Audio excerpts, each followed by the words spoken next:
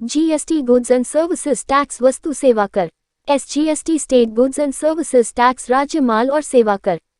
CGST central goods and services tax केंद्रीय माल और सेवा कर।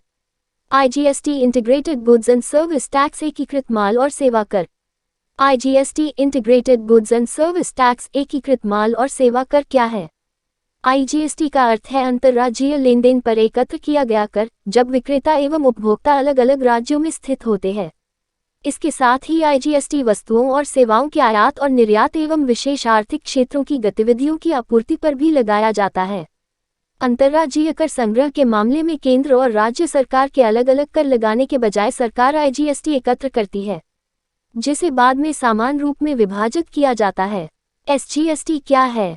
एसजीएसटी जब खपत और उत्पादन की स्थिति समान होती है तो अंतर्राज्यीय लेनदेन के मामले में ये कर एकत्र किया जाता है। एसजीएसटी का अर्थ यहाँ राज्य माल और सेवा कर से है, जो राज्य सरकार के लिए कर संग्रह करने का माध्यम है। यह अंतर्राज्यीय कर के मामले में एक अलग कर के रूप में एकत्र किया जाता है। सीजीएसटी के समान यह जीएसटी अधिनियम के तहत सभी बिक्री और खरीद और अन्य गैर छूट वाले लेनदेन पर लगाया जाता है। सीजीएसटी क्या है?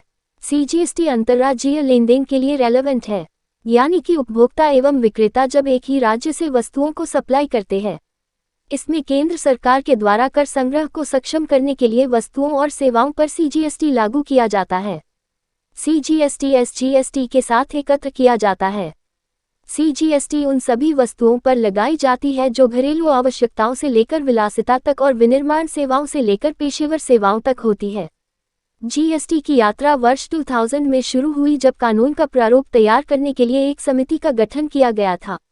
तब से कानून को विकसित होने में 17 साल लग गए। 2017 में जीएसटी विधेयक लोकसभा और राज्यसभा में पारित किया गया था। 1 जुलाई 2017 को जीएसटी कानून भारत में लागू हुआ।